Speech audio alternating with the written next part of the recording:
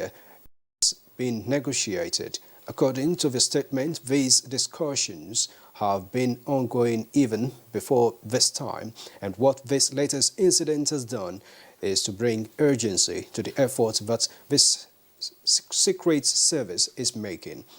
Government is making contact in the hope that the captors will see reason not to visit hardship or even harm on these innocent individuals.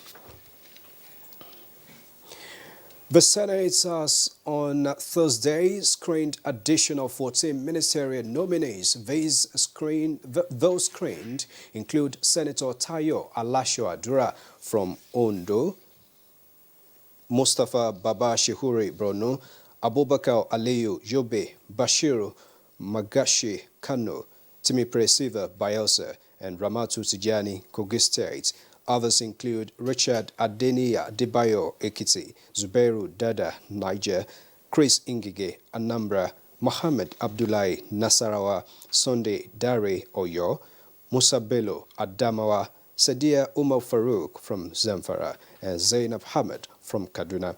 The nominees were drilled on their expected contributions to reforming the oil sector, improving security, and other critical areas of economy. In the Senate has now screened 24 nominees in all. Speaker, House of Representatives Femi Gbajabiamila has announced the names of chairmen and deputies of standing committees of the 9th House of Representatives. With the constitution of the committees, the House is now well positioned to effectively carry out its legislative functions. Public Accounts. Chairman, Honorable Wale Oke, deputized by Honorable Abdul Kadir Abdullahi. Air Force, Honorable Shehu Koko, to be deputized by Honorable Abbas Adigun. Army, Abdul Razak Namdas, to be deputized by Tajuddin Adefisoye.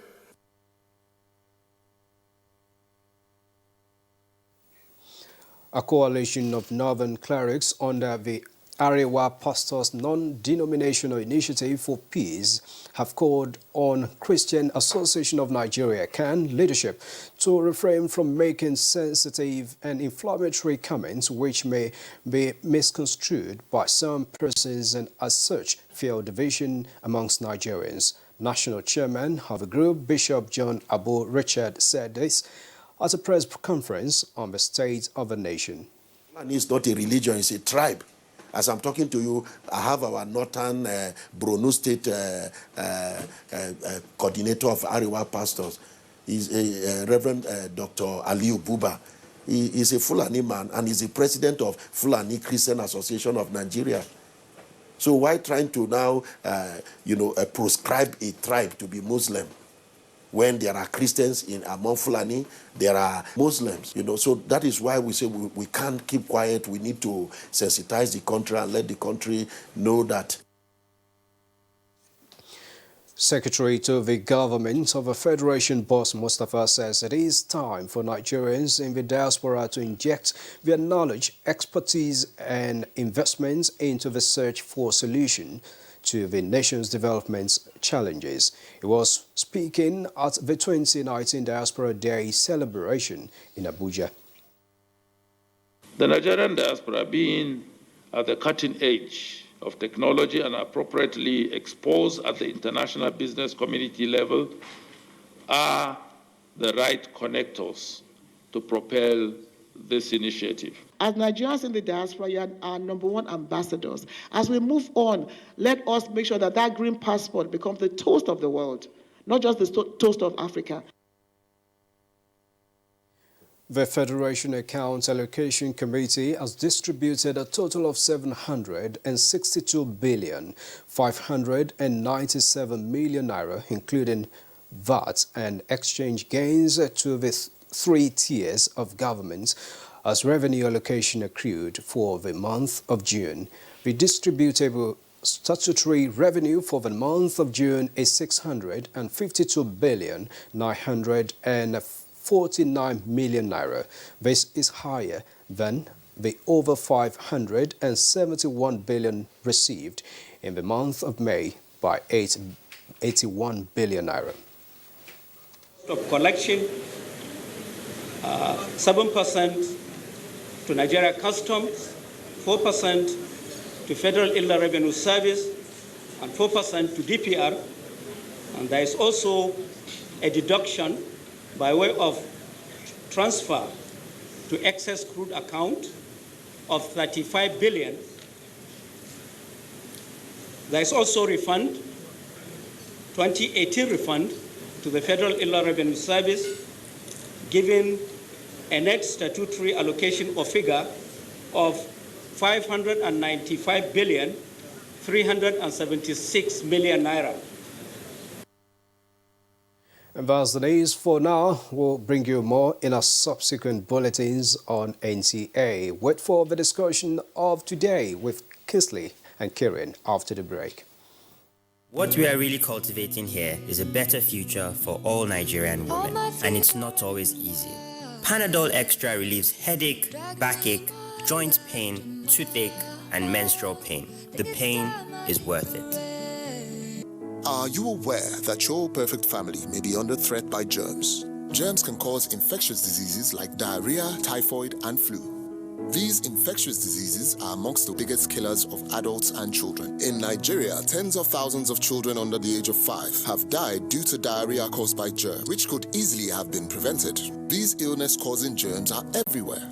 Dirty surfaces, on cuts and wounds, on your clothes, in unclean bathing water. To protect your family from germs, use the power of Dettol's 1 capful.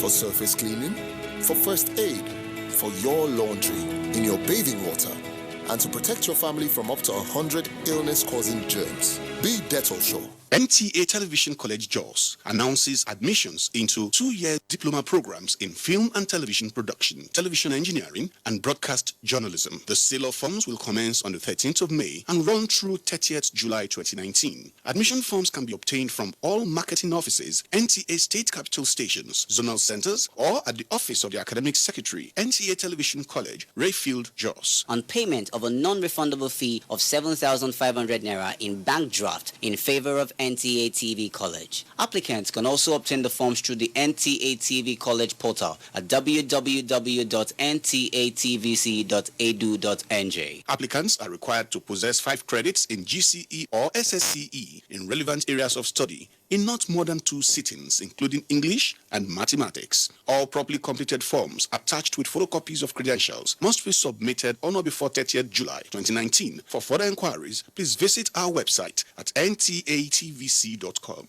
or call 0803 3144 383. NTA TV College, training you to be the best you want to be. Registrar Announcer. And if you just tuned in, this is Good Morning Nigeria, and we thank you for joining us. Now, let's go business. Federal government implores small business owners to take advantage of the African Continental Free Trade Area Agreement through improved value addition on locally sourced products. Now, let's join our business desk for details of these and other stories. Nigerian micro, small and medium enterprises are ready to harness the benefits of the African Continental Free Trade Agreement entered into by the Nigerian government through improved value addition on locally sourced products. This was disclosed by key players and business regulatory agencies in Abuja during a business engagement and products fair in Abuja to sensitize small business owners on the gains of entrepreneurship and the need to take advantage of the present administration's effort to open up the business environment within the country. We are hoping to expose them. We're hoping to expose them to the world of business beyond home business, beyond office business, beyond actually selling to just friends and family. I have invested time, I have invested resources. I always try to learn new techniques, buy new equipment that will make my work stand out. If you look at it, we cannot individually have a factory bringing up small industry, small businesses, enterprises. By the time you put all together, we are making it a larger event. Items on display were varieties of products from textiles to cosmetics and catering services. And the CBN says it is restricting banks from accessing treasury bills to enable the bank lend to the private sector. CBN Governor Godwin Emefiele, who made this known at the MPC meeting in Abuja, said the restriction is to stimulate growth in the economy. We all must work together as Nigerians to do everything that is possible to grow this economy. And the central bank, in conjunction with the deposit money banks, who are at the monetary side of policy in this country, must be seen to play this role. Next is the closing figures of trades on the floor of the Nigerian Stock Exchange.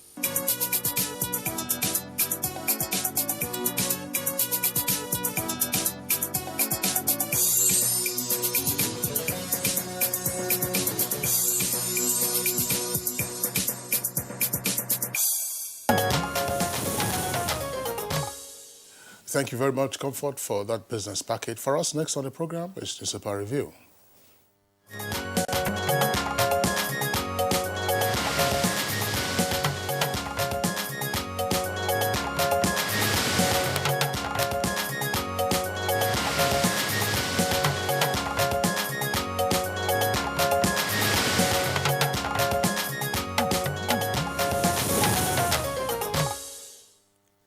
All right, and our newspaper reviewer, Bayo Toyabi, is already here in the studio. Bayo, good morning. Good morning. And welcome to the last edition of Good Morning Nigeria for the week. Thank you. Good morning, Kinsley. Good morning, Nigeria. Good to see you. Thank you. All right, let's begin with the Punch newspaper. And for us here in the Federal Capital Territory, we'll take a look at the photographs on the front page of the Punch newspaper. The composite photographs there come with the caption, "Roads, schools and houses flooded as rain pounds Federal Capital Territory." Details of that story can be found on page 13. Bayo, of course, you remember we discussed it yesterday, that you were drenched when you were coming to the office. Yes. Like the rest of us. And even after the program, the rains never ceased. So those are the photographs from some of the scenes of the places that were flooded yesterday in the Federal Capital Territory. Now, the lead story for the Punch newspaper says governors devise new methods of spending local government funds. And this is according to Nolge. Union may be right, but councils can contribute to development. That's one governor who is being quoted. And local governments should report states to EFCC and ICPC, says NFIU. Details of that story can be found on page 9. Two earpieces beside the nameplate of the Punch newspaper. Boko Haram resurgence. Ex-general blames infighting among service chiefs. And African varsities sell certificates to unqualified Nigerians. That's according to the NYSC. Above the name flag, fuel subsidy hits 206 billion naira in 2 months. That's page 29. And Southwest troop deployment, an option, not a promise. That's according to Vice President Oshibajo. With two riders, we haven't got orders to deploy soldiers, say military. Fulfill your promise, Olubadan, YCE, that's Yoruba Council of Elders, Afenifere and others, tell the federal government. Boko Haram video on Sharibu and aid workers disturbing, according to the presidency. That's on page 12. And then right at the foot of the front page of the Punch newspaper, that's below the photographs now, it says PDP adopts indirect primaries for Kogi and Bayelsa polls. That's page 23. And herdsmen have made our villages inaccessible. And shot musician arrested for having tattoos dies.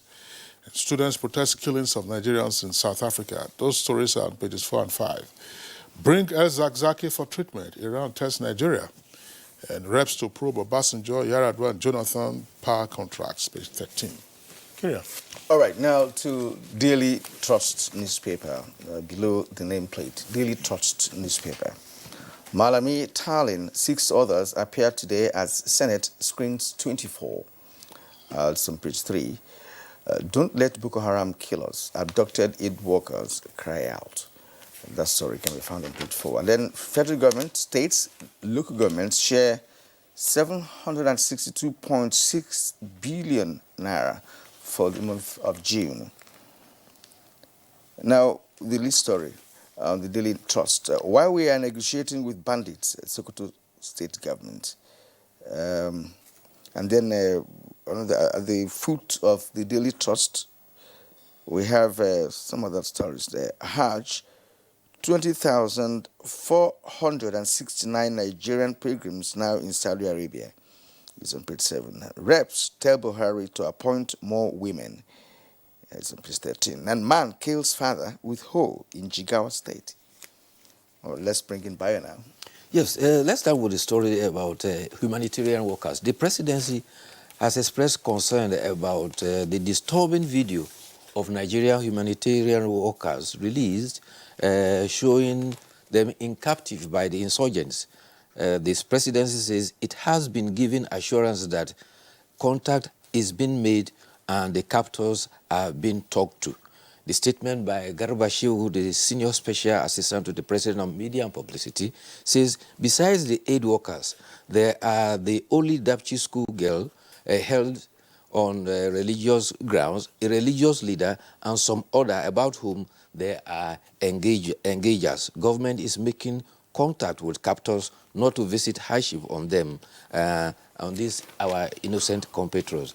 The video that featured the captive humanitarian workers are calling for urgent action so that they will not be killed like others that they named in that video. There has been no confirmation, however, about the state of those persons that have claimed. The efforts of government is in the direction of making their contact with the intermediaries to ensure that they secure the release of those persons. After 4 hours of torrential rain yesterday, many parts of Abuja were inundated with water. This has revealed the challenges of drainage in the federal capital city. Many a highway, major roads were inundated and became lakes on the highway. When I was in primary school, they used to teach us that a lake is a piece of water surrendered by land. That was what many highways were yesterday. And Punch reports that parts of the airport road, Kubwa Expressway, were all inaccessible. The other area of note is the area in front of that hospital, Garki Hospital there. It was impassable.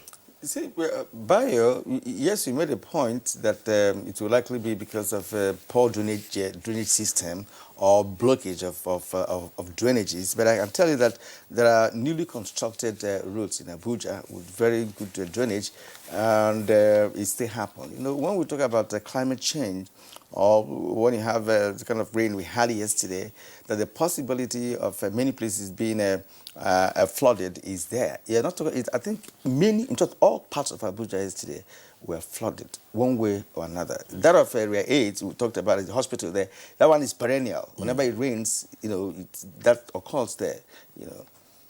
The other area of concern was the low-lying areas, waterways that you have structures there.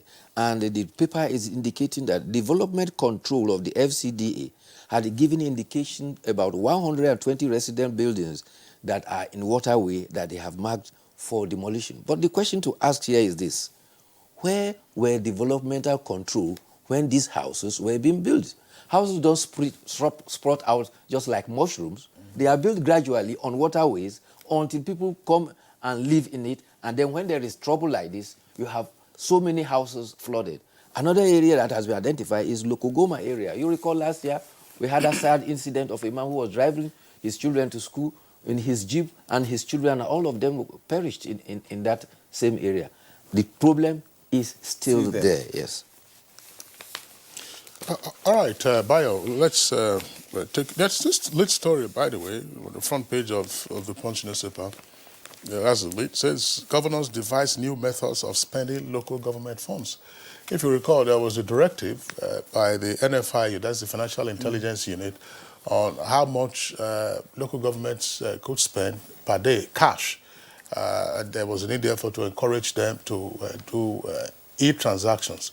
But it looks like there's a roundabout way, you know, to circumvent whatever attempts were being made to ensure that local government funds remained local government funds for them to carry out their functions. And that's what the story is talking about. Yes, the national president of the Nigerian Union of Local Government Employers, Ibrahim Khalid, says that state governments now force local government to pay levies to them for fund apportioned for construction activities. And they say that that is the obligations they have placed on the local government's area. Local government are asked to contribute to the running of some projects in state, which are the responsibility of state governments. So they have drawn the attention of the Nigerian Intelligence Financial Unit to these little subtle methods for which it's being used to undermine that direction that you cannot withdraw more than 500,000 from cash from local government account. And also,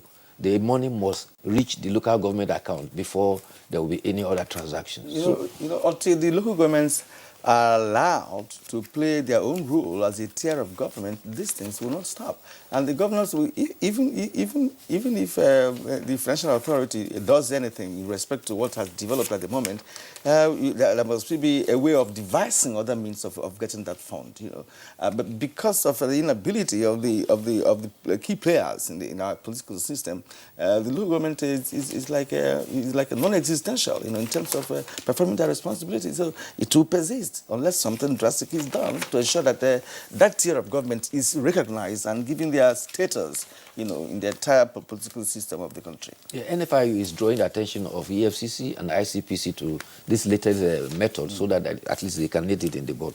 The other one is that so far, 24 done, 19 to go.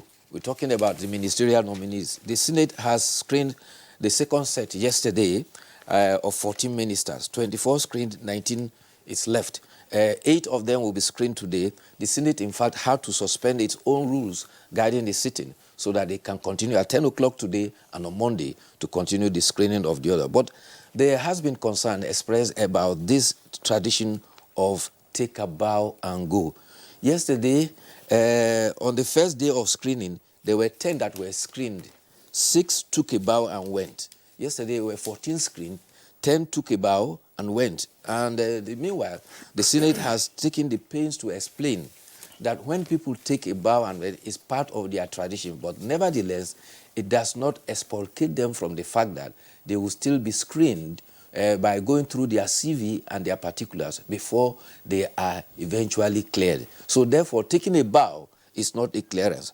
But however, members of the public are complaining that they have been denied the scrutiny of the persons who hold ministerial positions by the Senate, subjecting them to critical questions so that the members of the public can be convinced that they are fit for the positions for which they have been screened.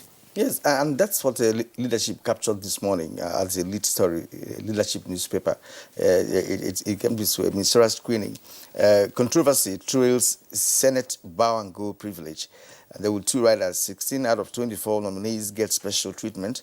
Upper chamber engaging in endorsement, not confirmation, says a minority leader. So that's how leadership captured it. But for me, I think I'll take the side of the public, you know, because bow and go, yes, it's a privilege, but when it comes to the issue of governance and administration, somebody has to show his prowess. Somebody has to show that he's determined. Even when somebody has been a member of National Assembly, he has never been a minister anyway. So are you now telling him to bow and go because he was once a member of National Assembly? Has he ever been a minister before? Now, how do you determine his capacity and capability as a nominee to be a good minister just because the person has been in National Assembly? So it is questionable. The other concern too that was also drawn was out of the 469 members of the House of the National Assembly, only 19, that is about 4.1%, are women. This was attention was drawn to this on the floor of the House of Representatives. Consequently, a member of the House of Representatives has drawn the attention of the presidency that when further appointments are to be made for the ministries, departments, and agencies, top priority should be given to women. And if you look at the records, in 2011, we had 16 women ministers. In 2015, we had 6 out of 35. In the current 19, we have 7 that are among the 43 that have been screened. And they are arguing that this is far, far below the 1985 35% affirmative action of Beijing Conference.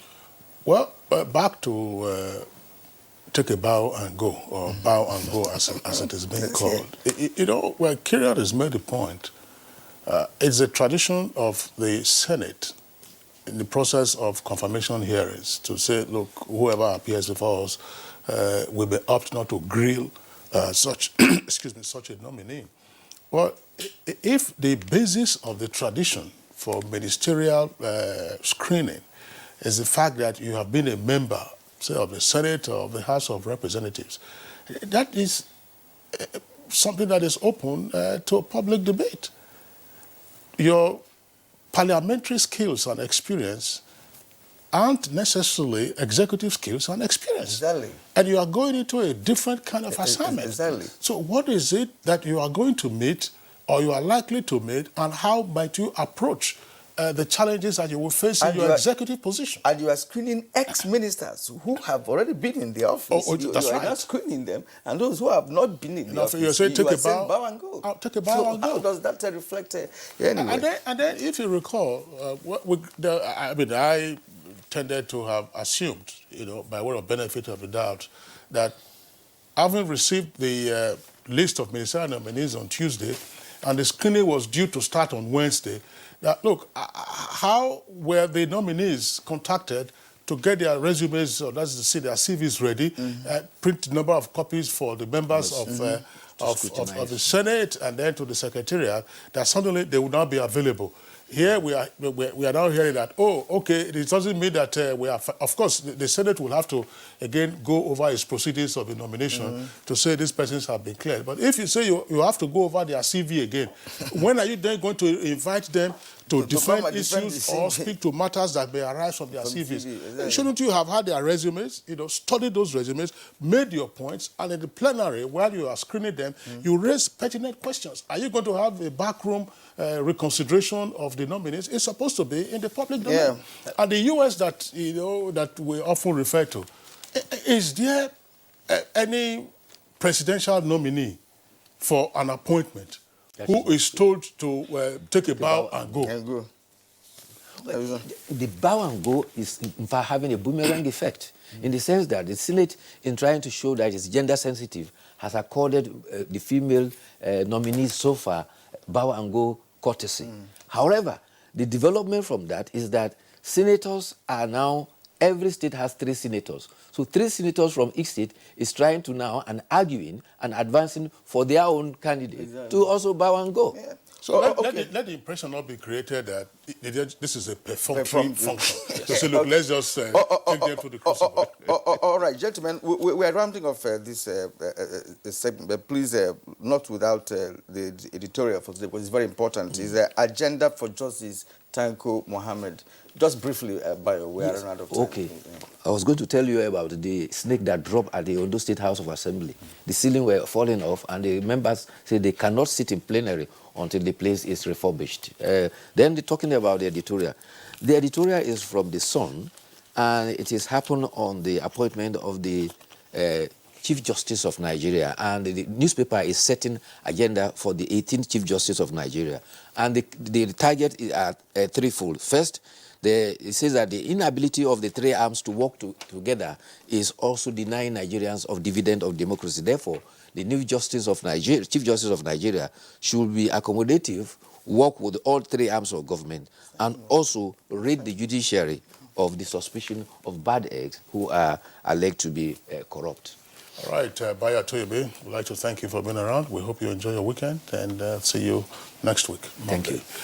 Okay, it's Good Morning Nigeria, still on the network service of the NTA. We're taking a short break now. When we return, we'll get ahead with our conversation segment.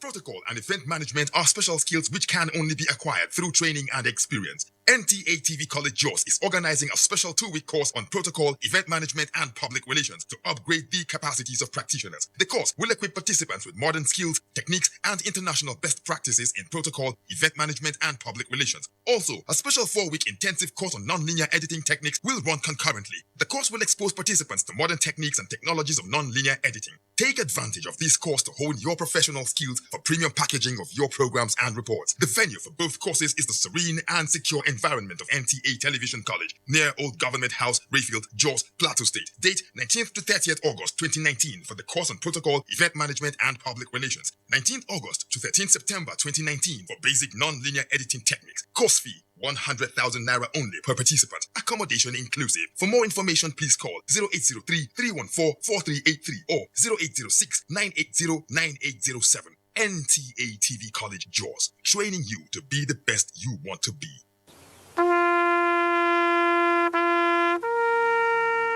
They are there at the crack of dawn.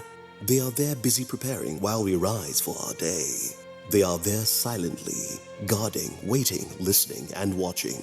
They are there ready in the sky above and the waters below, in the blistering heat of the day, in the dead of night, willing, indefatigable, determined in the defense of the sovereignty of our country. They are our first line of defense and our last. They who have paid the ultimate price in defending us. They are fathers and uncles. They are mothers and sisters and girlfriends and boyfriends. They are brothers and cousins and best friends and neighbors. They are classmates, colleagues, and citizens of this nation. They are our defenders and deserve our respect, our prayers, our thoughts. Nigeria, please support our armed forces.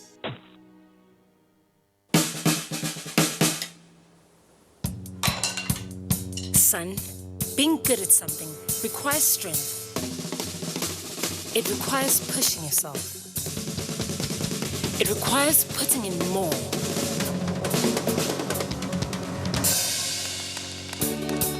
That's why the new improved Bornvita is packed with vitality and a great taste.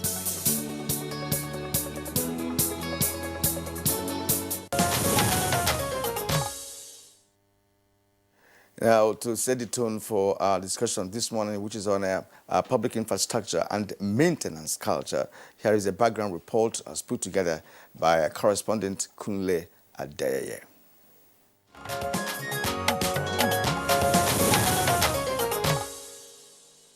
Public infrastructure is dedicated to the public, which is at the expense of government, but the long-time functionality of these infrastructure to an extent depends on the attitude of citizens, and without a strong maintenance culture, efforts at infrastructural development will amount to nothing. The attitude of Nigerians towards public utilities at different times has been called to question.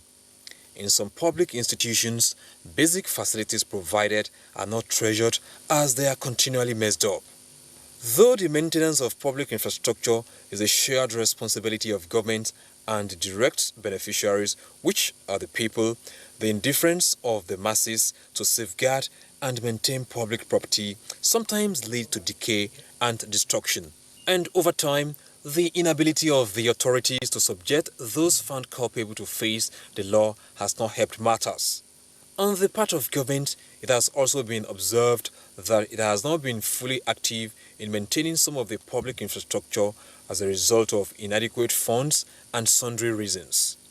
There has been advocacy from different quarters for effective legislation that will instill maintenance culture in the country.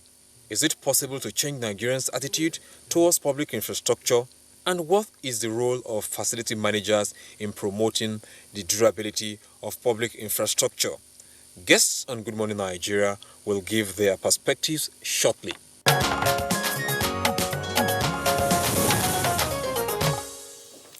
And now joining us in the studio for this discussion on infrastructure and maintenance culture is Garba Abari, the Director General of the National Orientation Agency, NOA. Good morning, sir. And good morning, Kieran. Good morning, Nigeria. And Collins Osayame, I hope I got that correctly. Osayame. Kieran. Yeah, he's a fellow of International Facility Management Association, Nigerian chapter. You're welcome to the program. Thank you very much. Yeah. All right. We also have with us here Bola Bakare, Public Affairs Analyst. Bola, would you like to have you with us on the Good Morning Nigeria again? I'm glad to be here. Okay. Thank you. All right. Let's begin the conversation first from a general perspective. I mean, you listen to the background report. The evidence is always around us. new facilities, new infrastructure, commissioned with a great deal of fanfare. A few months later, go there and then you begin to see signs of decay. And a few years after, of course, everybody said, look, let's have a new one. Dr. Gaba Barry, Director General, National Orientation Agency. Just what is wrong with us in terms of maintenance culture? Everything. Everything as a country is wrong with us in terms of maintenance culture. It has not always been the case, but especially over the last few decades, things have really taken a turn for the worse. And it is not only in the area of maintenance culture that things have taken a turn for the worse. In almost every aspect of our national life. We have a human capital which is not fully developed and therefore lacks the appreciation of certain civic responsibilities which would have made citizens aware that what is public is a collective ownership that needs to be protected, that needs to be seen as everybody else's property, and not things that are to be vandalized, and that is why in the days of old, when government cited projects in communities, a lot of responsibilities was being bestowed on such communities to see how much protection should go to such public utilities. But these days, because of the general collapse that we see in values, every small anger you find in the society, even among the youth, or school children demonstrating, the first target is public property. The first target is public property. And this tells you that there are a lot of things that have gone wrong with the kind of values that are being inculcated in young people coming up to become adults. Secondly, there is massive ignorance amongst the populace simply because we have refused to develop our human capital. Thirdly, there is huge vacuum in civic culture and civic responsibility. Therefore, people are not even aware that what is public is a collective ownership. And then all of this cumulatively put together actually tends to make government property like nobody else's property.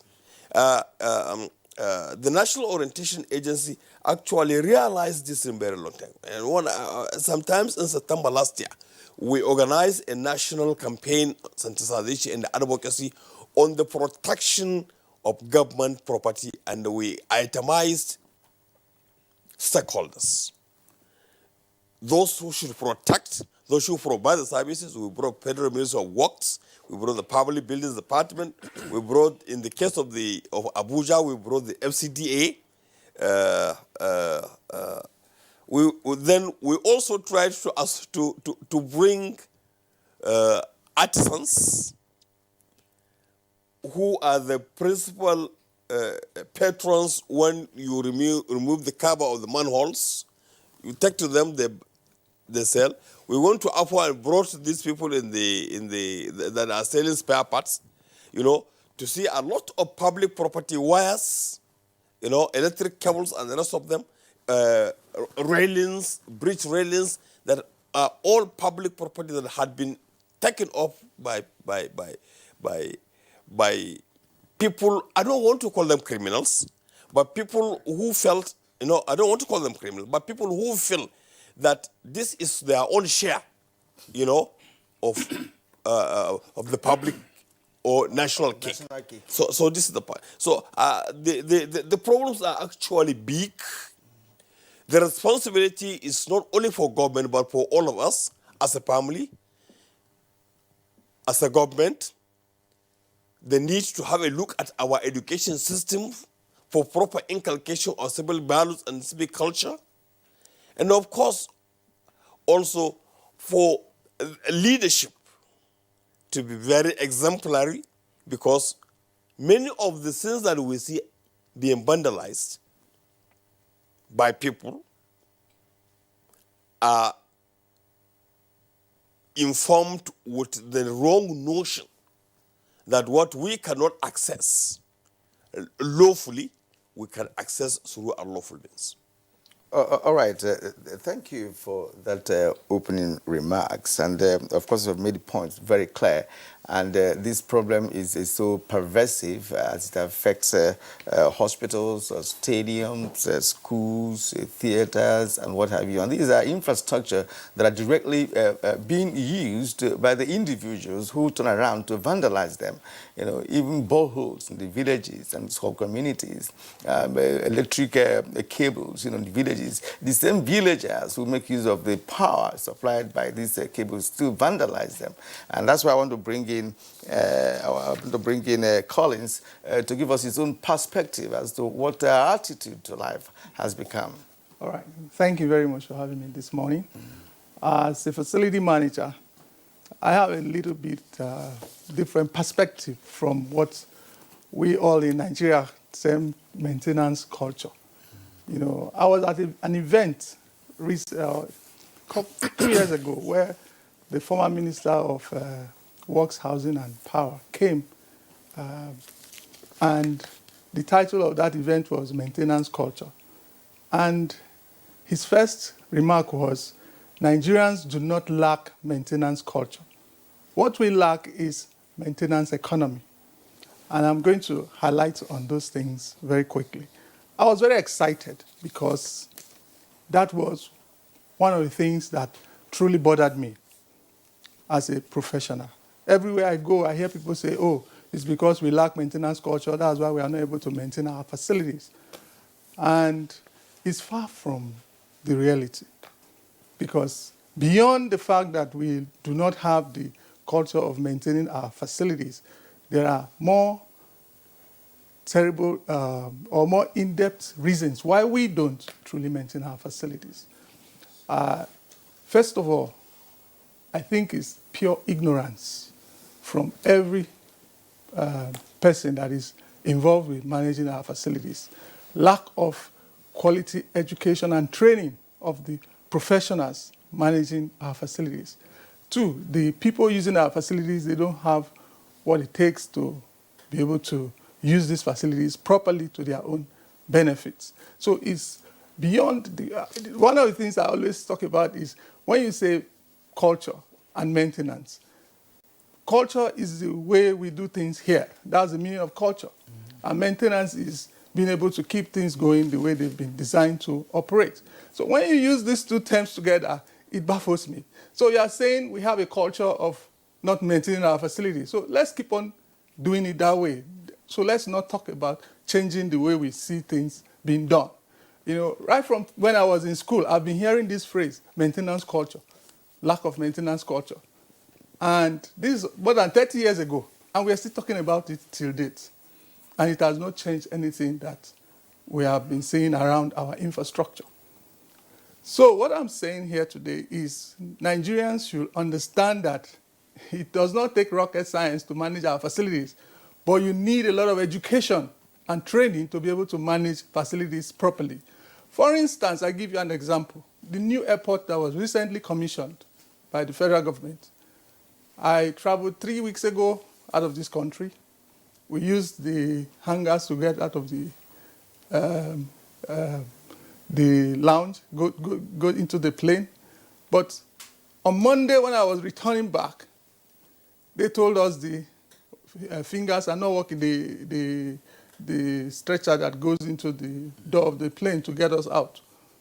We had to use ladder to come down from the airplane. So has that anything to do with the fact that Nigerians don't have culture of maintenance? No, because some people who are supposed to be responsive to that, making sure that particular equipment work, was found wanting, and that system broke. So we believe that ignorance, lack of understanding of how to manage our facility is the biggest challenge we have. There is so much that we need to put in place to be able to manage our facility in terms of training people to understand how to manage our facilities. For instance, people think facility management is just a thing. They don't see it as a profession that you need to study and understand how it works. If you want to be a doctor, you go to university and you do housemanship, you are qualified to become a doctor. But anybody can be called upon to manage our facilities. We don't give it any attention whatsoever. And how is that going to help us manage our facilities? Okay, Mr. Collins, Sayame, we will return to you, but just clarify one point before we bring in Bola Bakare. Yeah. You tried to disagree with the phrase lack of maintenance culture, and instead you pitched with what you said Fashola gave as our challenge being maintenance economics. Yes. What does that mean?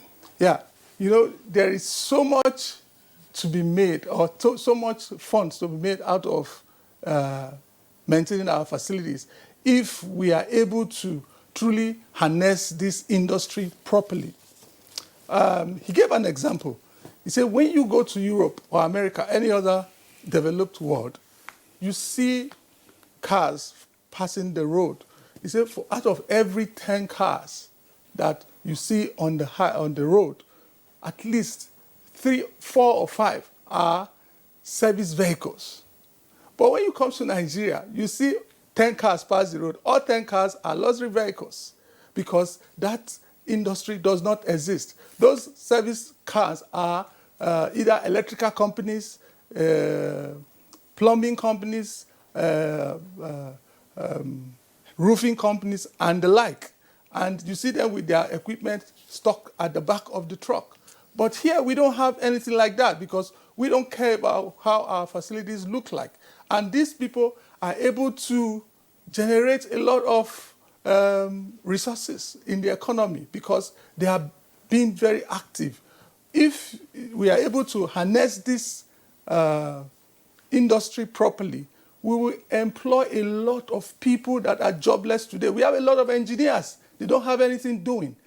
But if they are encouraged to start these small-scale industries by setting up these service companies to do some things or manage some aspect of our facilities, these people will be gainfully employed and they will add to the economy. And the environment will be better for it.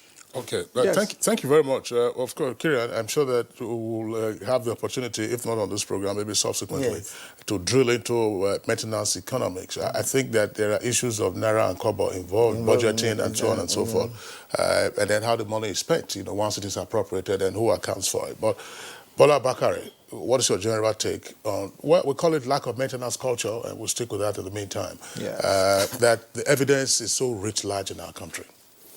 Thank you, my brothers. As we go on a regular basis, we try as much as possible to make the average Nigerian understand where we're coming from and where we're going. This morning, there are 2 words that we're dealing with: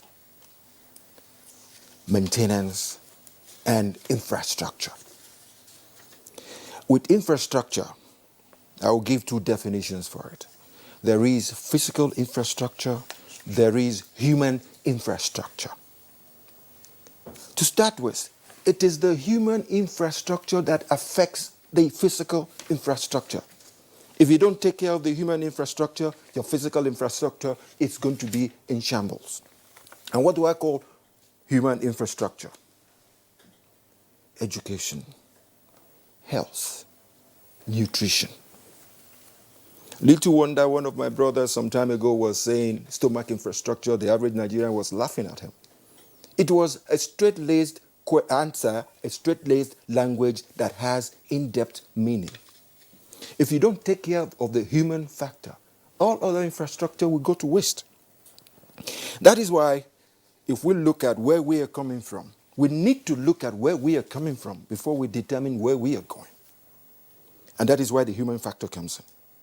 It's very easy. You can come up with a contract. We're going to put up this road today. We're going to put up this bridge today. We're going to build that house tomorrow. How do you go about that? It is the human factor that affects it. Take, for instance, we did a survey over the years because I believe what is wrong with us is systemic failure. Take, for instance, a case of NEPA during the days of ECN, when Nigeria was just 55 to 60 million. All we had was Kanji Dam.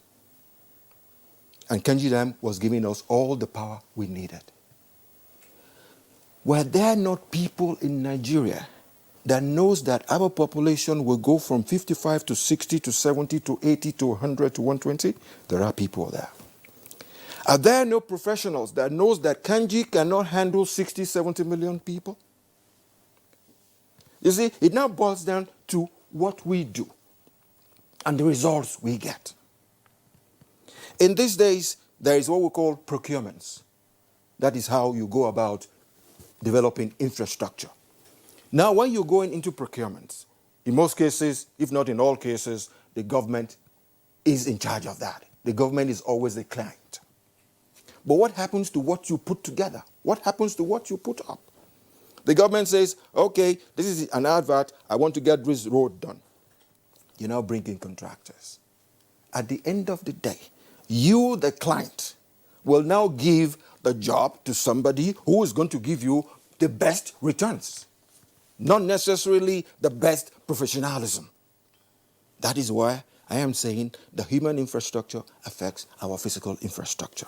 We need to take care of that first, else we are in problem.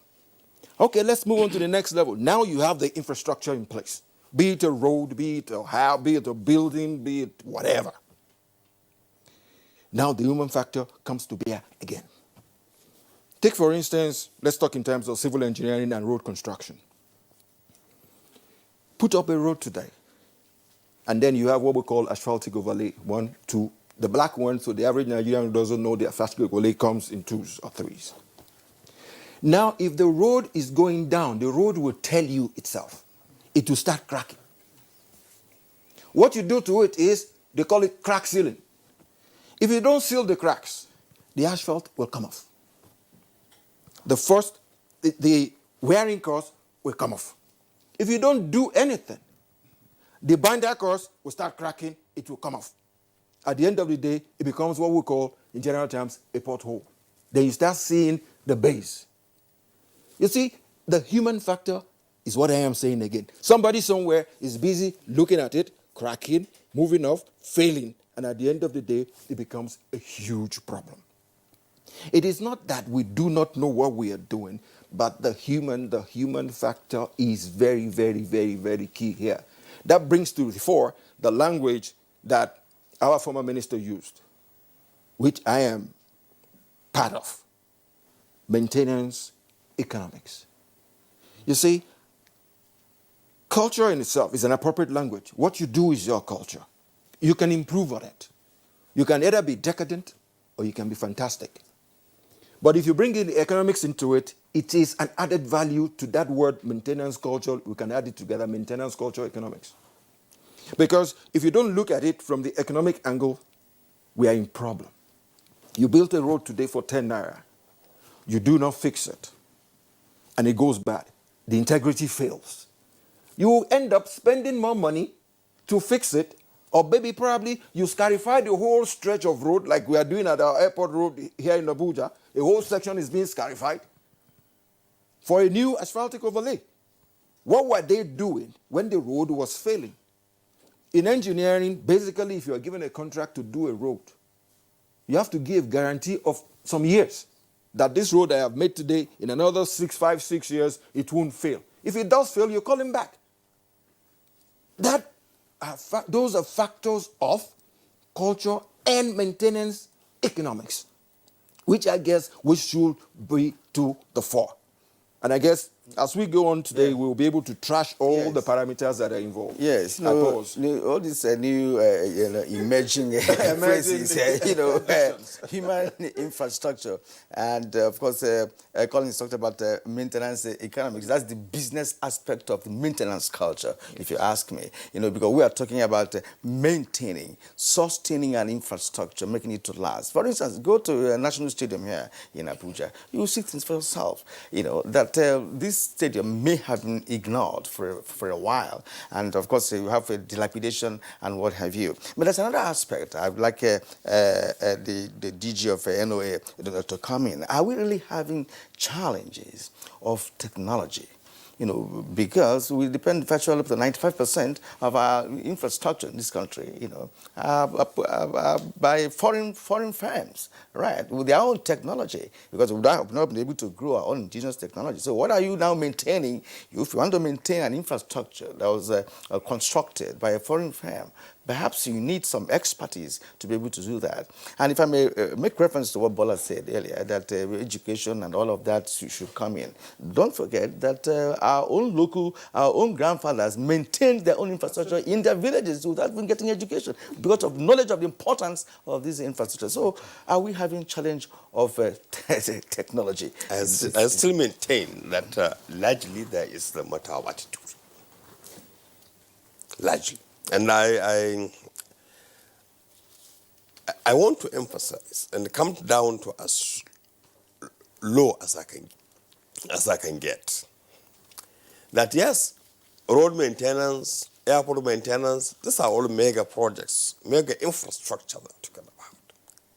Go to any average government office.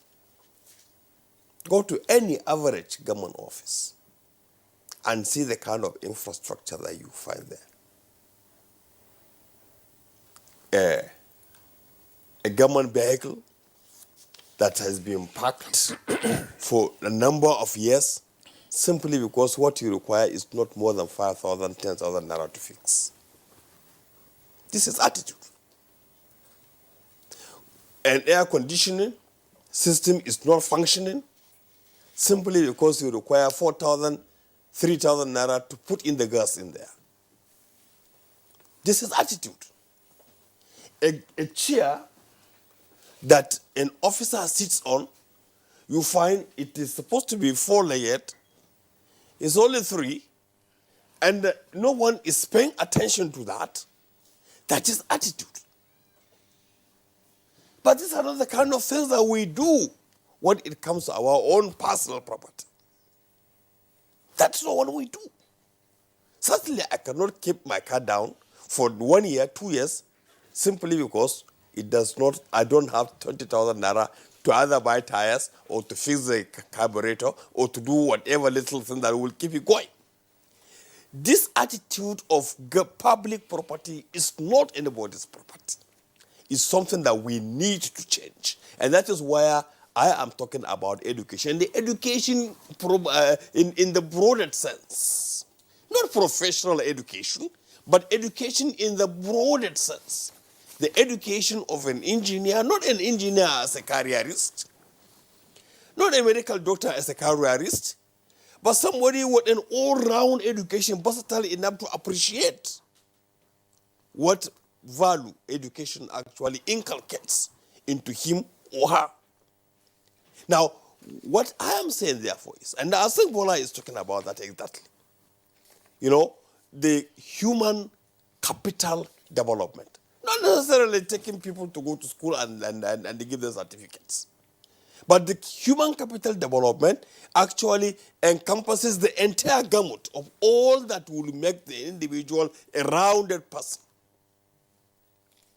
So, from whatever perspective you look at it, I still insist, and I am with you, the team of the NTA, that we have a problem of maintenance culture in this country. The fundamental basis of which is based on our attitude, 2, based on the kind of leadership. And the leadership, not necessarily the president, the senate, no. Leadership at every individual in which at every level in which individuals find themselves. Whether a headmaster in the school, whether the manager in the NTA station, whether the director general in the public office, whether the head of public works, everybody has to, and of course, don't forget, perhaps in your, I was trying to see in your background check, whether you have also added the issue of the amount of money that comes out from the public funds year in, year out for maintenance, which actually does not go into that.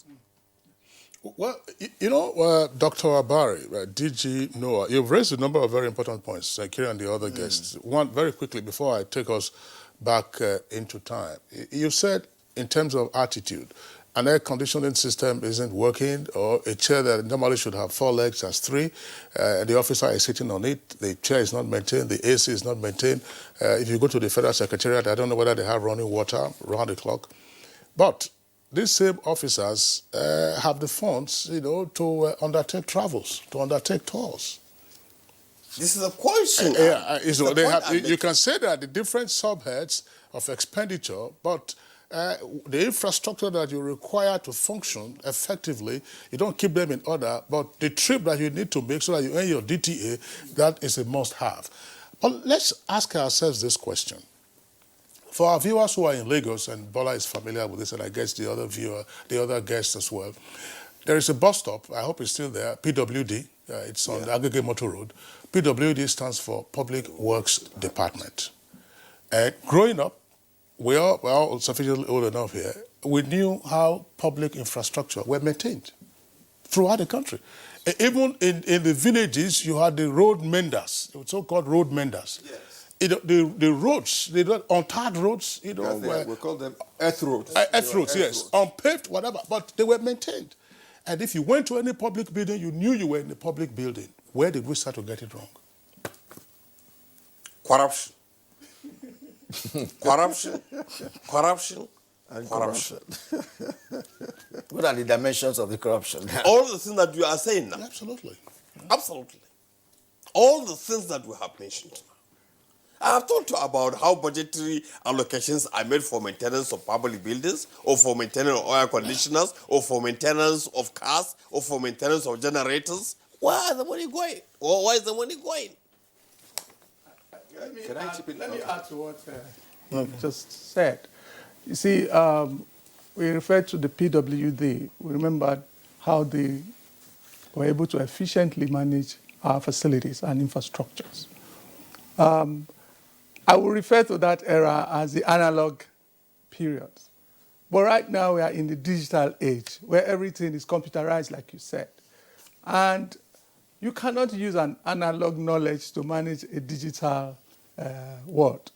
So the people that are supposed to manage our infrastructure are not educated to understand how to manage our infrastructure with the current technologies that exist. And because there is a lack of understanding and knowledge of the place of facility management in infrastructure maintenance, we miss it. Because if you travel elsewhere where facility management is truly practiced, that's why you see buildings in Europe and America, 200 years, they look like what has been just commissioned 2 months or 3 months ago. Because they understand that every component in a building at some point will get bad and they need to be replaced.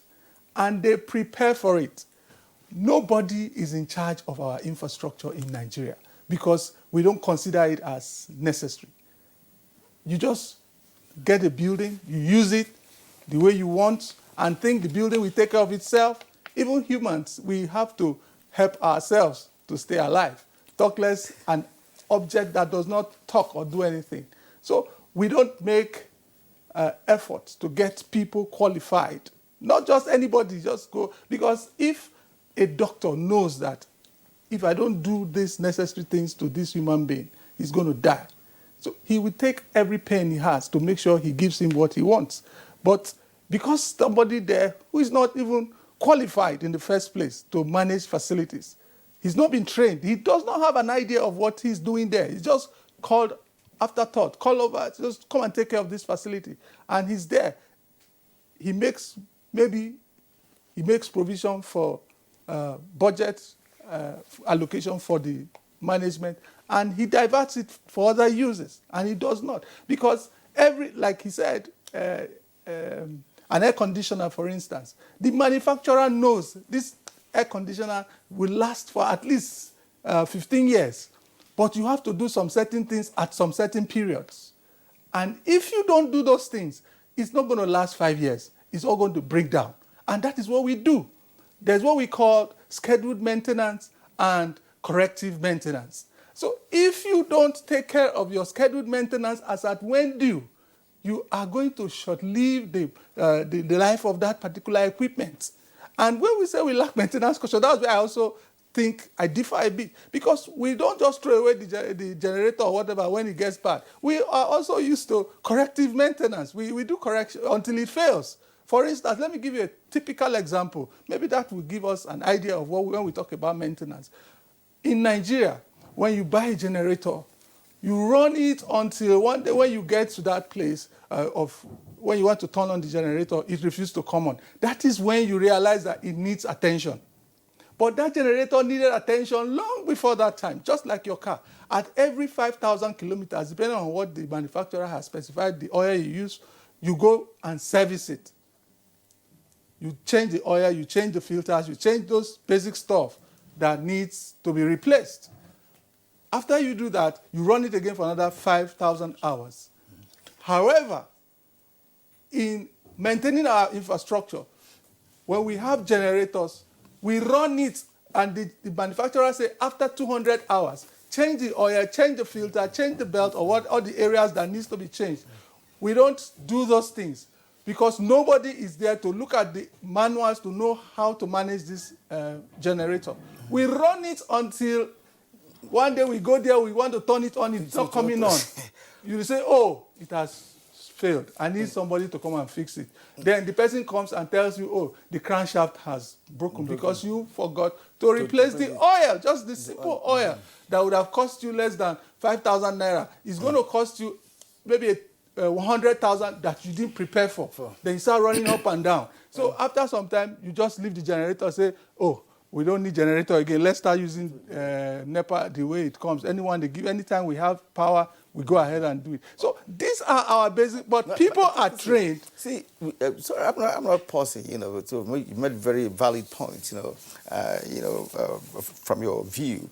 You see, I'm just thinking that even this issue of non-maintenance, has even caught up with some landlords.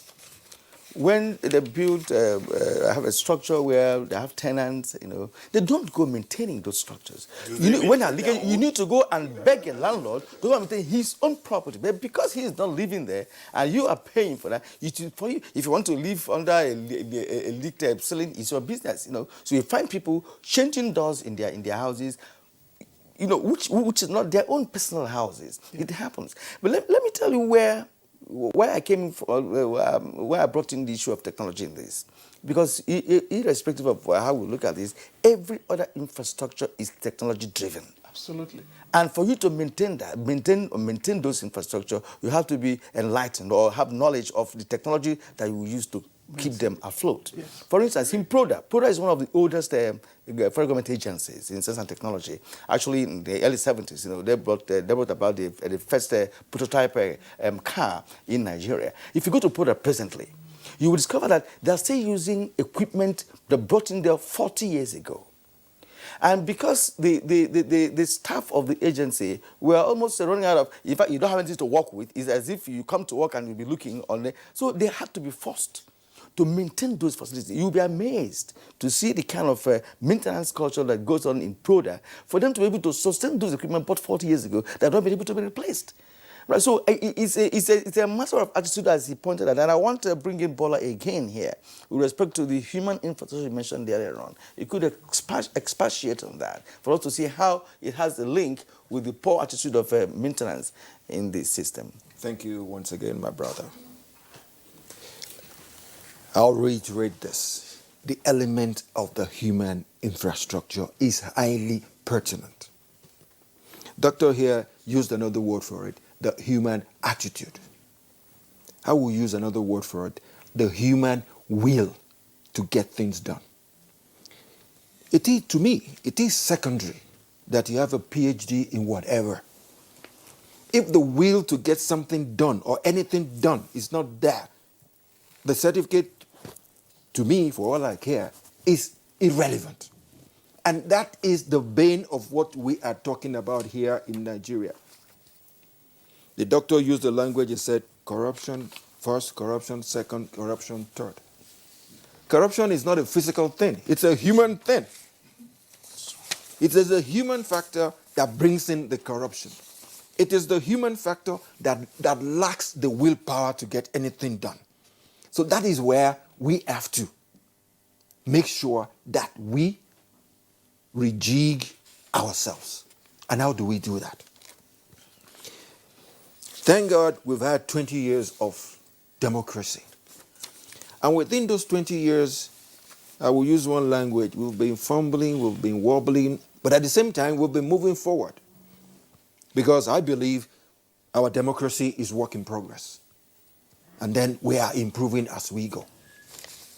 And we are learning as we go. The thing is, now that we've brought in the human factor that determines all other factors, how do we sustain the human with the funding, with the attitude, and the will to get us that maintenance, culture, and economics? We need to sit back and look at ourselves. That brings in the factor of governance. If there is no governance, you cannot do anything. And for God's sake, in a democracy, if there is no politics, there is no governance. Little wonder, politics and governance, they go pari passu. Now we look at it from this angle that here is a leadership, here is a followership. Is the followership misleading the leadership? Is the leadership shortchanging the followership? But let us look at it holistically and think positive in what we do. I would like to run inferences because in life we run inferences. Let's say we've been coming for 60 years thereabout. Honestly, we started out good. We went down a little bit, and then I guess as we speak, we are on the threshold of moving back on an even keel. From our own angle, which Kinsley knows, in our own network, truth matters. And in most cases, truth doesn't have a side. Today it might be on your side, tomorrow it might be on my side. Let us look at what we have on ground, because whatever we say here, our primary factor is Nigeria per se. How does what we are saying here affect us as a person? How does the government we have in place? There is nothing we are going to say without factoring in the government we have on hand. What have they done to us? How do we advise them? Because we are not ministers. All we can do is to come on here, lay our views across, and then by God's grace, there are people out there who are listening that can tap into it and then improve on it, because nobody has a prerogative of intellect. So, okay. Yeah, but I was just wondering, there are a number of points on the table, and curious right. as well. Just by way of example again, so that Nigerians perhaps can have a better appreciation of this. We saw what happened during the administration of President Olusegun Obasanjo, when he came up with the monetization policy, coupled with the sale of federal government houses. Here in Abuja and of course in other locations, including Lagos in particular, that the cost of maintaining those public buildings, as they were at that time, was enormous on the public purse. So owner occupier had the right of first refusal. And thereafter, of course, we shed off a number of houses that the federal government used to maintain. It was heavy on the budget year in, year out. But Dr. Barrett, something that you have said, which I would like you to further pursue, in terms of also what Collins Osayama indicated. Look, scheduled maintenance, corrective maintenance, we all undertake that in our private lives. But how do we bring this back into the public sphere? Because it was always there with us in the past, before corruption set in and then ate up virtually the right aptitudes. So that, and then educate Nigerians on the hazards, if you like, or the dangers of what we have already described as displaced aggression. People are protesting, we want to destroy government property, or the sense of entitlement. You steal cables, you steal all kinds of aluminum railings and so on and so forth. How do we bring this attitude that we have in our private lives with regard to our scheduled maintenance into the public sphere where we are working and where all of us are beneficiaries from the availability of the particular infrastructure? Thank you very much. It still comes down again to the issue of education, and especially awareness about civic responsibility. Civic responsibility is key. which unfortunately is lacking in all of our public spaces, in most of our educational system now. In fact, it's not only lacking, it's not completely there. So one is to first and foremost begin a massive national awareness campaign to make sure people appreciate the fact that there is actually something that is called a collective ownership which benefits each and everybody when it is properly maintained. Be it a village borehole, be it a bridge railing, be it a manhole. You didn't mention the floods that we saw in Abuja yesterday. It was mainly because most of the drains, the covers for the drains had been removed, and all manner of debris had been put into the drains, and this is actually impacted, and it has now impacted everybody. So that's one. Two, there must be probity in the way and manner in which public resources are applied. Because when we say there is scheduled maintenance, there are budgetary allocations for scheduled maintenance. So when scheduled maintenance are not undertaken, people who should be responsible for this must be held to account. People who are responsible for this must be held to account. And where there are infractions, appropriate sanctions be applied. No, but like in everything in our public sphere, things have now gone to a point where infractions, no matter how serious in the public space, are just allowed to go unsanctioned. As if we are operating in a country that has no laws. Of course there are laws, but laws are of no effect when you cannot apply them where they are needed to be applied. Now, scheduled maintenance, what do you call the other maintenance? Corrective maintenance. There are also usually budgetary allocations for this. But take our budgetary cycle every year in, year out. Every ministry buys new computers. Yeah. Every year. Computers, toners, scanners, television sets. Year in, to watch Good year Morning out. Nigeria. you begin to wonder. I have a personal laptop that I have used for nearly 5 years now. But year in, year out, I still find my procurement office department coming in with list of new computers. What happens to the computers? So my brother, this country actually is a very big mess when it comes to application and the management of public resources. And let me stay with you, Dr. Barry. You mentioned something very pertinent here, and it's a poor value inculcation, passing from one generation to another. If you can recall, in 1985 or thereabout, when we had the current president as a military head of state, that we had war against indiscipline. Because what we're talking about is also part of Nigerians being not being disciplined, right? And now today we queue up at bus stops, in banks, and other public places. That was how queue came into our lexicon in this country in the 80s, during why. Right, so people are now queuing up. Then, we were young growing up, we never knew even the spelling of Q. Then, what we know is the other Q, Q d'etat. But this time around, we now discover that. So what am I trying to say is that aspect has been passed on from generation to generation. Till date, we're still queuing up. And it came from, so in terms of sensitization, which you rightly mentioned, what do you intend to do? Because you are handling a portfolio that has a lot to do with sensitizing Nigerians to begin to think. It was changing their attitude, which I've been hammering on for a while now. You are very, very correct. In fact, the National Orientation Agency, to me, is perhaps the most important agency of government in terms of what if all its mandate, are to be actualized.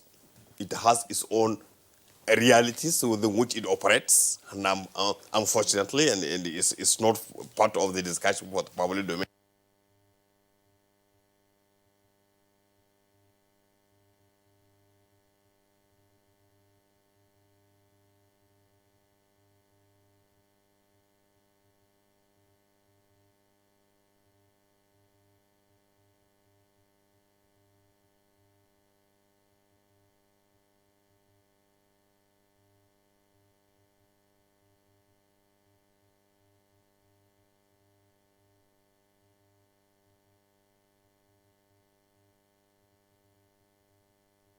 Sorry, we can't hear now. There's not. Can you hear?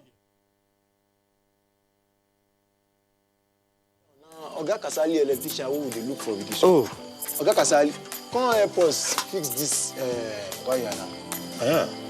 Sorry, I no longer carry out illegal connection. It puts the lives of people at risk and can cause fire outbreak and disrupt power supply. I will never be part of anything that has to do with this any longer because change begins with me.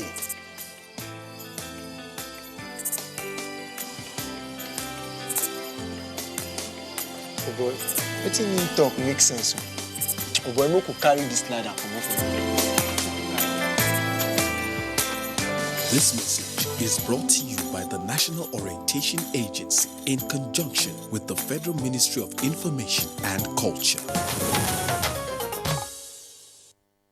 All right, we are right back. We just experienced a little technical hitch, but we're glad that we are back again on air. And before that happened, Dr. Barry was talking to us on the issue of inculcating the right values on Nigerians, especially the younger generation who now become the future leaders, as you say. So let's return to Dr. Barry. Yes, as I was saying, actually, I said this inculcation of values could take place at 3 levels.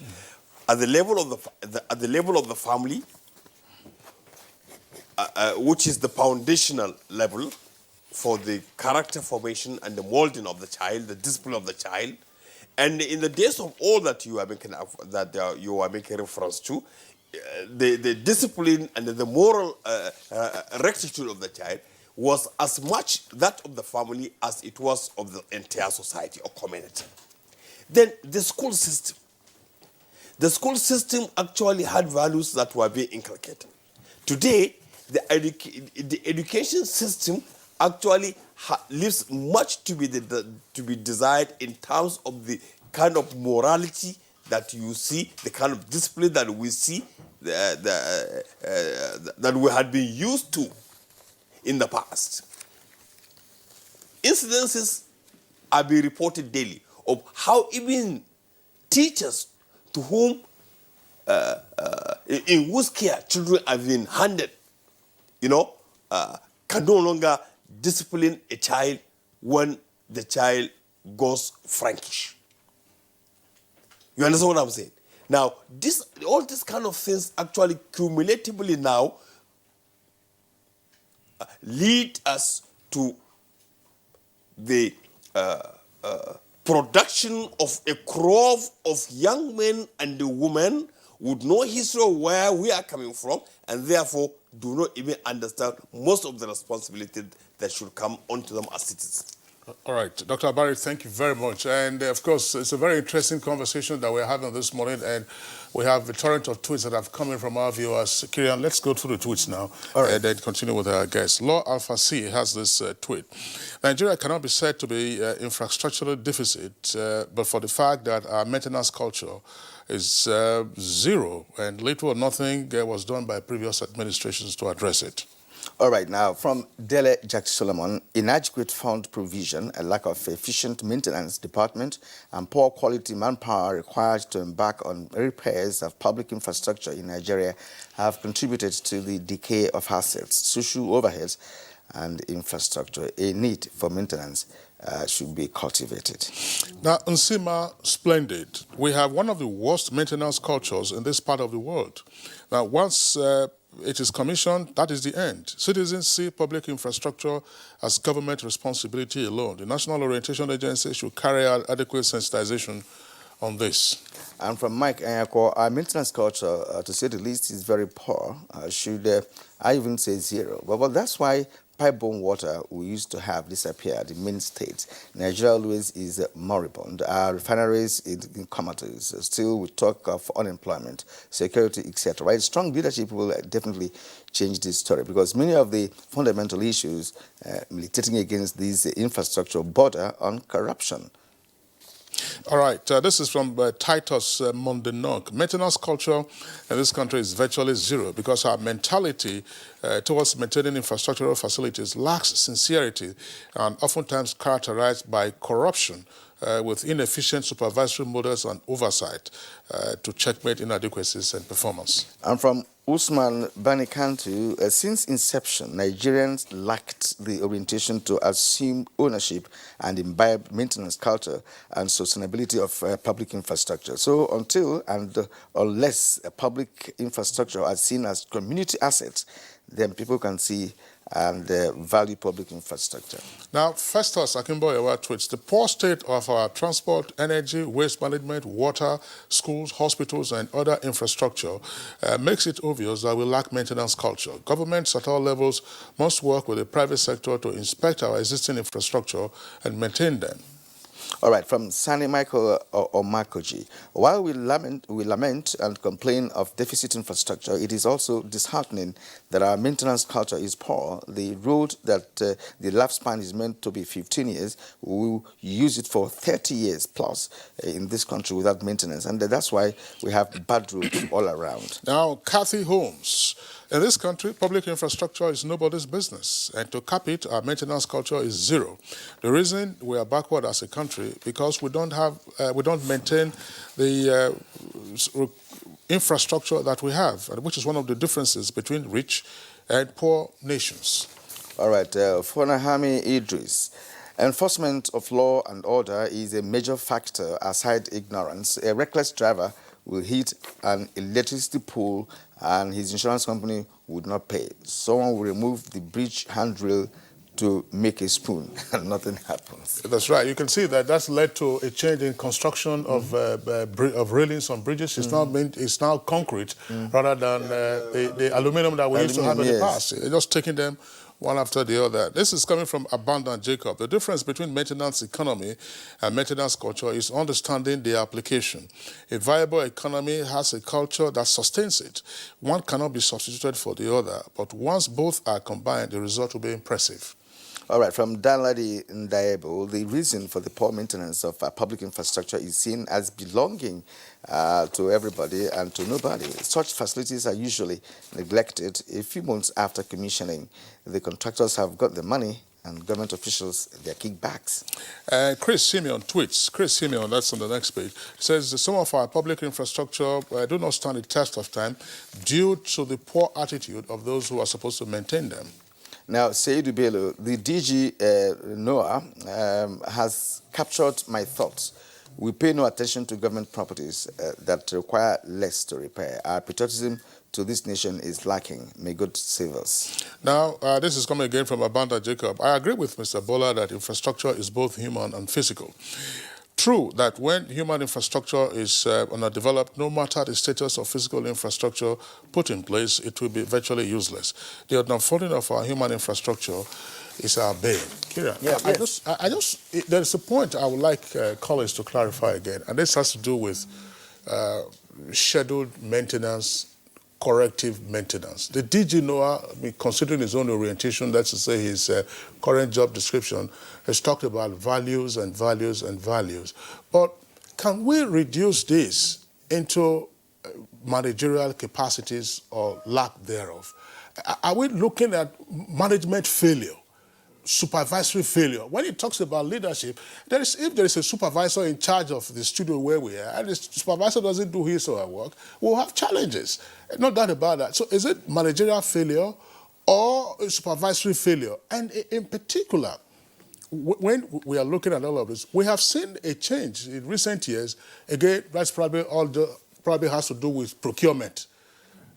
Janitors, that's to say cleaners, are being employed by public agencies to clean their offices, and you think that cleaning is important, very important. Even though they don't do it well, they clean only in the morning. Sometimes even when you are entering the office, they are still cleaning. After that one, you go to the toilet. By 10 a.m., the toilet is stinking. But where are the real maintenance crews that you talked about earlier, where you see them with their bakkies, as they call them in South Africa, or with their pickup trucks? That's what they use them for, the ones that sometimes we use as status vehicles here in Nigeria. Collins. Yeah, thank you. Thank you very much for that question. First of all, the fact that we do not recognize facility management as a profession in Nigeria, anybody can wake up tomorrow and call himself a facility manager. And when you hand over that responsibility to him, because he or she is not trained to do the job, he does it based on his instinct or how he thinks it should be done. Even though there are standard procedure for carrying out those responsibilities. And those who are expected to supervise his job don't even have a clue of what he's supposed to be doing. You talked about procurement. What do we find in Nigeria today? If an organization wants to engage a facility manager or a cleaning company, they don't have the requisite criteria to select the best qualified professional to handle that job. It's either he's related to me or he's related to DG or he's related to someone that is close to government. And you ignore those that are supposed to be qualified or those that are competent, that have gone through the training to be able to implement those assignments properly and achieve value for money to that organization. So, and they come in and do it based on their abilities, which is next to zero because they don't have the required knowledge to implement these assignments. So basically, we must look at how we engage those that we hand over these responsibilities to, because there are set guidelines and standard procedure for engaging professionals. Let me ask you this. Are you advocating the inclusion of facility management in our school curriculum? Absolutely. We recently, in the 8th Assembly, tried to pass a bill to recognize facility management as a profession. It went through Senate to up to 3rd reading, but unfortunately the House of Reps could not concord. So that's why we don't have a law right now to establish facility management as a profession. Has the pursuit been paused for now? Yeah, for now. But the 9th Assembly is just being constituted, but we hope to start all over again. But one of the things I want to quickly mention to you is engineers, they build all the time, but they don't maintain. Architects, they design all the time, but they don't maintain. Facility managers maintain all the time. They are trained to maintain or manage the facility, but they don't design or build. But that profession does not exist in Nigeria as we speak. Are facility managers professionals that could take care of those technology-driven infrastructure? Absolutely. They are.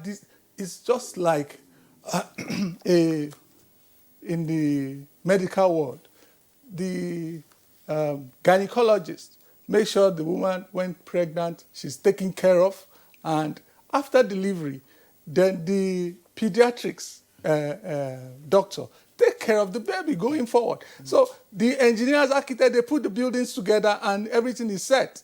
They are trained to make sure that everything is followed in terms of construction and production.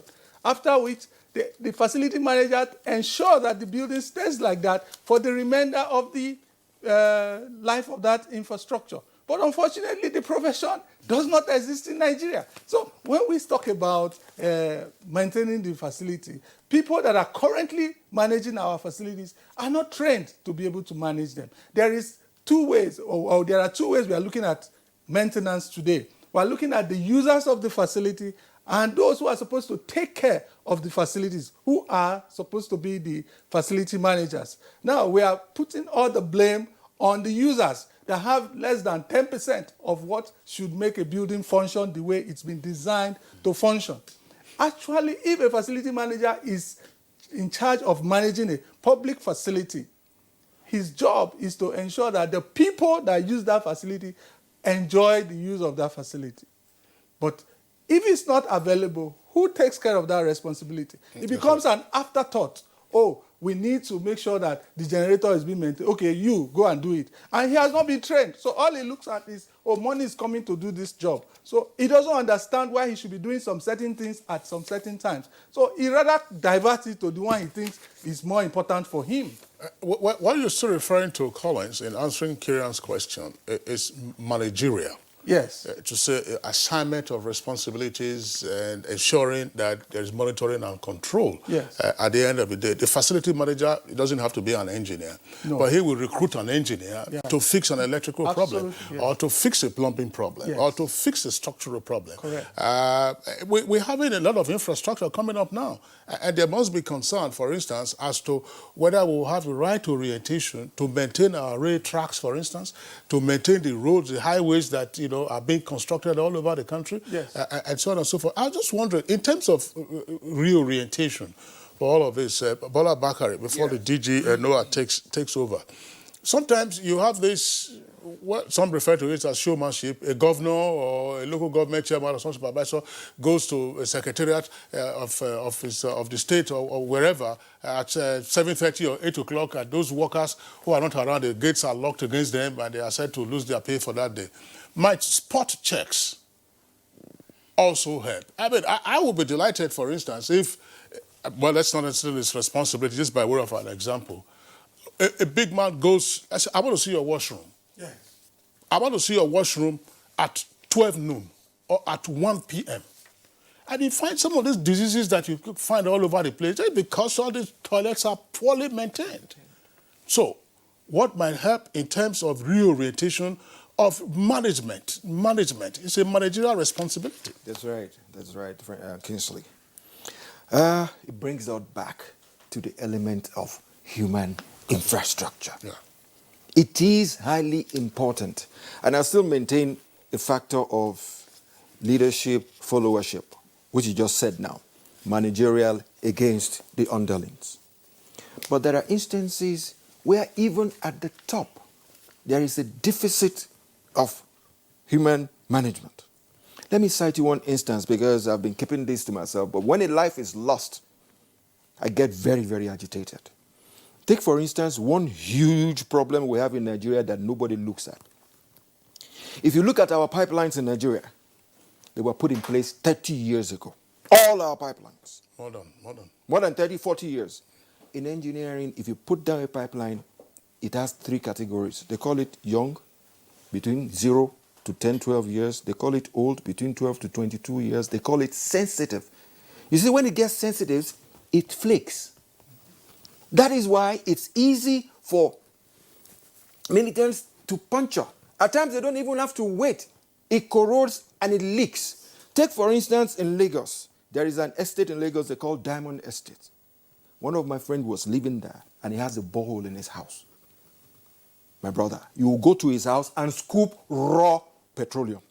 Petrol, raw. Put it in your car will work, raw. That was the same area that we had this conflagration some few days back. And they said, oh, they are this, they are that. Go to that area and do an impact assessment on that area. The whole area is saturated with gasoline products. So I am still saying, even the militants, we call militants, we say they break pipes, they do this.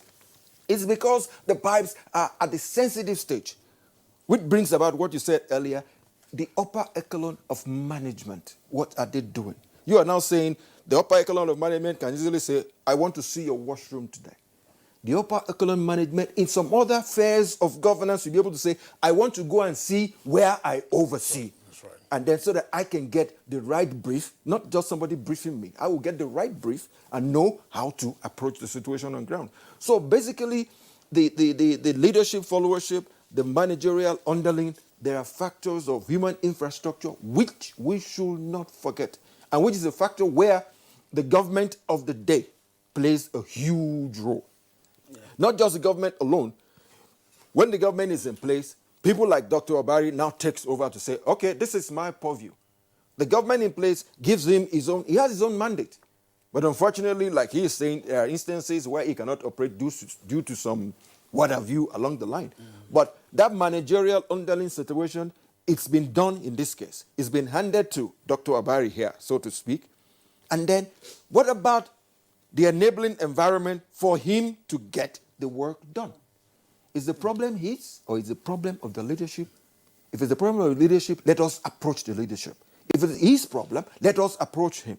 And if it's the problem of those he sends on the street, let us approach that. So Kingsley, my brother, and everybody here seated, our number one factor is we need to approach the human infrastructure first and foremost. I think Dr. Barry will come in here, and I'd like to amplify what he just mentioned, the insensitivity of government or leaders. Now, not just at national level, but at subnational level as well, because some of these infrastructure are scattered all over the country, especially federal government, built infrastructure. So, take it over from Bola, in the sense of the insensitivity of government or anybody who is at a leadership position in whatever strata. Yeah, I think I concur 100% with all the issues he had itemized as one of the problems. But at the same time, also I would want to add that public service is a very weighty responsibility, which must not be allowed actually to every dick, Tom and Harry. Now, when you have leaders that only get to positions of responsibility for the fun of it, or just for purposes of self-serving, then that sense of responsibility and the accountability to the public tends to be lacking. And there is therefore a total disconnect between a leader who does not even understand the weight of public service, and then how this lack of this appreciation and knowledge of the weight of the responsibility he carries, how this robs, on the general good. So at the end of the day, it is the larger society that actually is under the short end of the stick. In all of this, there is a general responsibility for all and sundry to sit up. For all and sundry to sit up. And the problems are big. I have already spoken about these issues of values, which must begin from the family. Unfortunately, many parents these days are no longer parenting. We have to look at it from the school, our education system, which actually is only good now at developing careerists and not some total and holistic educated individuals. We have to look at it from individual perspective, the responsibility of the individual to self and to the family and to neighbor. All of these are very important. Look at some of these values are even sins that you see, reflecting even in our own social conduct. What should be our common patrimony is allowed to collapse or go down. Kirian, at the end of the day, buys a small generator. Tomorrow, he tells Kingsley, I better pass my neighbor. You can see the competition that is even happening in our neighbors. If he buys 5 kVA, I will go and buy 6.5 kVA. So this is, you can see how the values actually have now sunk. That's right. I'm bringing this actually to the lowest so that people out there can appreciate it. That's right. That's right. I'm just wondering, the gentleman, Kieran, were already pressed for time. I'm just wondering, in addition to value reorientation and the various points that our guests have also articulated, let's say in the public domain, maintenance of public infrastructure, for which you have yearly budgetary allocations. Obviously, when the budget performance of any agency or department or ministry of government is being revised, you will have certificates of performance issued for such maintenance, whether scheduled or corrective that ought to take place, but which such maintenance usually may not take place. Is it possible to say, look, get the ICPC or the EFCC to go to any one or two or few agencies and take a look at their books with regard to what was budgeted for scheduled or corrective maintenance, and let's evaluate what was done or what wasn't done. They don't have to wait for a petition before they go after whoever may have gone wrong. Paula? Thank you once again. You see, we're still on that human infrastructure factor. Like you rightly said, some of our listeners will be saying, oh, Kingsley wants to kill a fly with a sledgehammer. But the thing is, you are selling the idea that the funds that are prepared, funds that are budgeted, that is if there is a budget for it, really. I can tell you in most cases there is no budget for maintenance. There is none. Because in engineering, if you're given a road to construct, a client gives you a contractor a road, there is part of your money, a retainership on that contract that is being kept by the client, looking at that job you've done, that if it fails, I am going to take your money or I'll send you back to site. So when that occurs, the onus is now on the client to say, okay, this road is supposed to last for 5, 10, 15 years. I should be able to shore up some more money to maintain the road and get ready to put up another one or do some maintenance job on it. But what we are having, honestly, with what you said, there are MDAs that do not have funds for maintenance. There are others that do have funds for maintenance. But unfortunately, we can categorically say it here because Dr. Abari ran inferences into air conditioners that needs 10 naira to be fixed and nobody's looking at it. That needs 1 kobo to be fixed, nobody's looking at it. So basically, even in an office, there is always that little bits of funds here and there, impressed or what have you, that takes care of the little bits. You see, what we don't do is we don't take care of the pennies. And that is where we are forgetting that it is the pennies that makes up the pound. If you don't take care of the pennies, the pounds will not take care of itself. So basically, with situations like this on our hands, I guess we are moving forward. Okay, just for a few seconds, please. What I was going to say is that he's just mentioned some of the reasons why we are unable to manage our facilities. 3 things basically conspire against maintenance of any asset. You need time to plan and make sure the infrastructure is properly maintained. You need money, very important, money to take care of the infrastructure that fails at any point. Anything that needs to be replaced, you need to replace them with money. Then you need experience. That experience is what you have done in the past. You are able to use it to compare. It's okay, Collins, I would like to thank you. We've just made very pertinent points in today's edition of Good Morning Nigeria. From Bola, he said we don't have some budget for maintenance, but for procurement. And Dr. Barry said that, look, you've been using a computer for 5 years. Somebody wants to change computers and what have you. So at this point, I'd like to appreciate all of you for being part of our show this morning. Dr. Garba Abari is the DG of the National Orientation Agency. Thank you immensely for coming here. And Collins Osayame. Collins Osayame. Osayame. You know, Kingsley deliberately asked me to sign on because he knew I was not going to. He's of the International Facility Management Association of Nigerian chapter. Thank you for coming. And of course, Bola Bakare, Public Affairs Analyst. It's been wonderful having you. It's been nice being here. Yeah. All right, well, that does it for us today on Good Morning Nigeria. I would like to thank you for tuning in. We're back on Monday, same time, 7 o'clock in the morning. Until then, enjoy your day, plus a lovely weekend. I'm Kingsley Osadolo. And I am Kirian Umayo. Have a great weekend.